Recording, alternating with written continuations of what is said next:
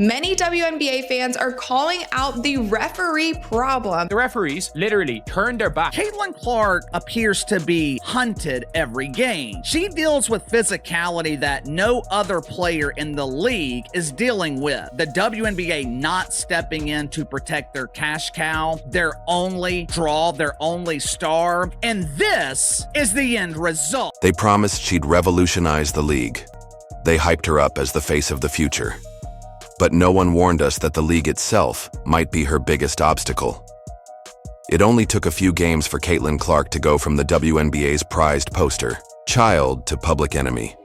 Number one on the court. Shocking. Caitlin Clark will be sidelined for at least 2 weeks with a quad injury. Bullets has emerged. How Caitlin Clark got hurt. He fouls her for the 4th time. It's cheating. Caitlin Clark is the driving force behind the interest in the Fever and the interest in the WNBA. Rookie Caitlin Clark was subject to several intentional fouls. And not just from rival teams. This wasn't your average rookie growing pains scenario. What unfolded looked a lot more deliberate and a lot more dangerous. After every single game, WNBA players, fans, coaches are all complaining about the referees, and they have shown that they're not going to change anything because the referees continue to be horrible. After game, Caitlin took hits, was shoved to the ground, and had to play through a sea of missed whistles. And the people who were supposed to ensure fairness, the refs, they stood by like extras in a bad drama. What started as the occasional oversight quickly spiraled into an epidemic of no calls, letting blatant fouls fly while Clark hit the deck. Comment Protect CC down below to show your support. Lions head coach Stephanie White. She was complaining about her team not getting a whistle, not being respected. Be out for 2 weeks, minimum, following a quad strain. Caitlin Clark and Sophie Cunningham going to the officials and trying to, ask for an explanation of what had just occurred. That official completely stonewalled them. You will be out for 2 weeks minimum following a quad strain. Caitlin Clark and Sophie Cunningham going to the officials and trying to, ask for an explanation of what had just occurred. That official completely stonewalled them. It stopped looking like bad luck. It started looking intentional. And just when the conversation reached a fever pitch, boom, new reports began to peel back the curtain on just how broken this officiating system really is. WNBA problem. And as more and more eyeballs are watching this league, it becomes growingly an issue. The officiating feels you never have a true grasp on what it turns out. A chunk of the league's referees were pulled from, you guessed it, high school leagues. And they're not even calling games based on their own judgment. No.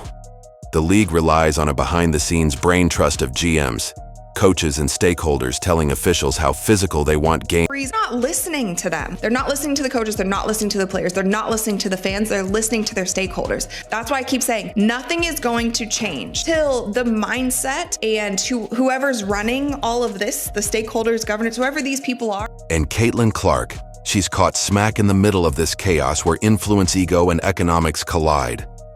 Now, after weeks of growing outrage, viral clips spreading like wildfire, and even coaches and players speaking out, the WNBA is finally feeling the... This injury does anything. It should be a wake-up call to the WNBA, the Players Association, the team owners, that just like that, all this fanfare, all this interest, all this newfound attention on the league can disappear overnight. With whispers of lawsuits and rumors swirling about referee bias, the league's golden goose might become its biggest liability, unless it acts fast.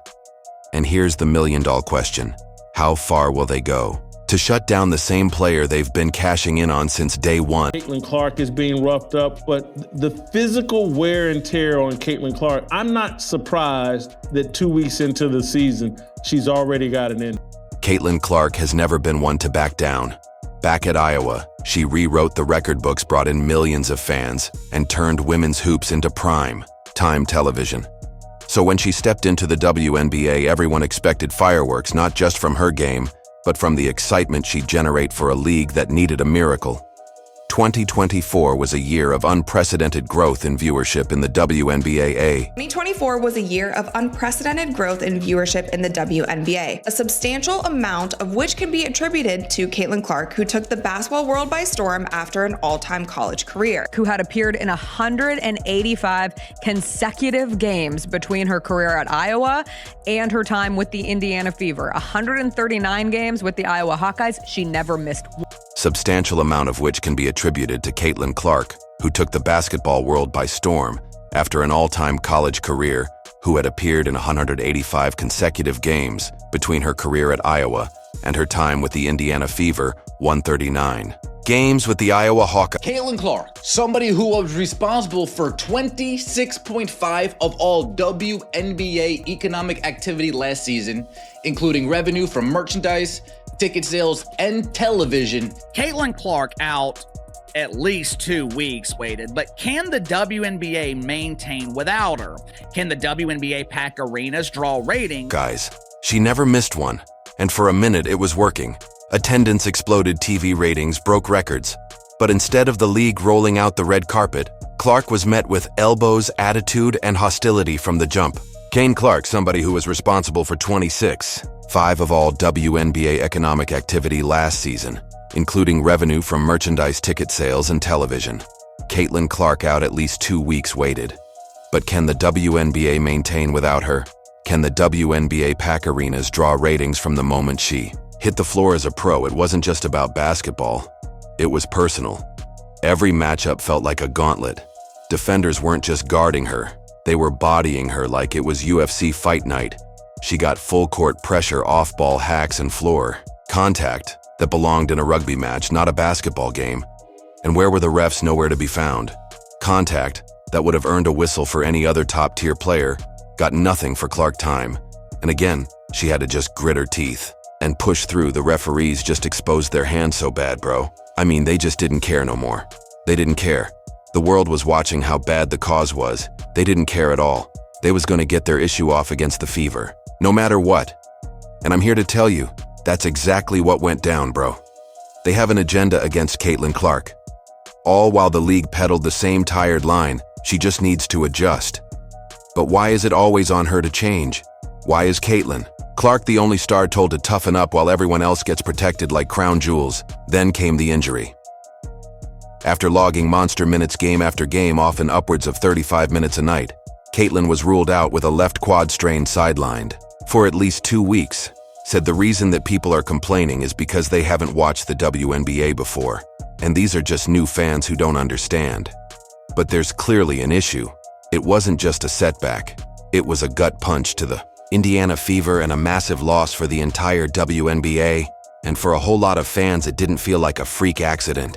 It felt like the price of neglect, like the end result of a season's worth of unchecked aggression, and a league that didn't take care of the only player who was keeping the lights on. Indiana Fever guard Caitlin Clark has suffered a left quadricep strain and will be out for a minimum of 2 weeks. This wasn't some unavoidable twist of fate. It was a disaster that could have been dodged. What made it sting even more? The deafening silence. The league didn't utter a word about the beatings Caitlin Clark had been enduring. No statements, no apologies, just another name added to the injury list. But this wasn't just any name. This was the face of the WNBA's new era. Benched, not because she couldn't handle the heat, but because the very system meant to shield her chose to look the other way. It's the Caitlin Clark disrespect. And what I mean by that is, you've got somebody who is obviously the most popular player in basketball. You got somebody that I would argue may be a top 5 most popular athlete in the United States of America. All right? You got this athlete in a league that nobody's been watching, never turned a profit. And your system is broken against that team. Even those on the court hinted at the issue. Kelsey Mitchell, Clark's own teammate, subtly encouraged her to heed her body's warnings. A quiet nod to the fact that Caitlin was pushing through pain most would sidestep. Fans noticed, media outlets highlighted it. And now the burning question is, why was the league's brightest star left so exposed, and who stands to gain from her absence? But Kelsey Mitchell said even if there is an injury, hopefully it's just, like a little nagging thing. And again, take care of your body and experience. I think recovery is everything. I think if you're in tune to your body, you know what you need. This is Caitlin. Digging deeper into the WNBA's officiating reveals a troubling reality. The referees aren't just green, they're underqualified. Some have leaped from high school courts straight into the WNBA, bypassing crucial development stages like college or the NBA G League. These aren't seasoned professionals with years under their belts. They're often learning the ropes while officiating the most high-stakes games the league has ever seen. And this lack of experience is glaringly evident, especially when it comes to managing the league's most talked-about player, Caitlin for you guys, and they do not talk about it here. And that's why I also don't want us to personally attack some of these referees. I think they're doing their job. If they are hiring referees who basically didn't have any experience but high school refereeing jobs, and then they did a stint in the G League, like these referees actually aren't, I gained and reconfirmed with myself that not much is going to change, but the rabbit hole goes deeper. These officials aren't making calls based solely on their judgment behind the scenes. Lurks a competition committee dictating how games should be officiated. This committee comprises coaches, general managers, and stakeholders, not impartial entities but individuals with vested interests in specific outcomes. This isn't mere speculation. League insiders have confirmed it in interviews. Referees are being instructed on the level of physicality to permit, which fouls to prioritize, and what style of play aligns with the league's branding. Not necessarily what's fair. There's a committee for stakeholders, coaches, governors, and general managers. And that is saying what style of basketball they want to allow, and the referees are following that law. Caitlin Clark's presence disrupts this carefully curated status quo. She introduces a new tempo, garners unprecedented media attention, and brings a spotlight that unsettles the existing system. Her dynamic style clashes with the rougher, slower, more physical game the committee seems to favor. The consequence, she faces undue punishment on the court without the protection she deserves. It took us halfway through the season. This year, it took us 4 games for Stephanie White to say, "I've had enough. I thought she got fouled." You know, I think it's pretty egregious what's been happening to us the last few games. Contact that would trigger immediate whistles in the NBA or even college games is dismissed. No calls, no justice, just silence, and when she seeks explanations from the officials, she's met with indifference. This isn't paranoia. The bias is systematic. Y'all see what's happening right here.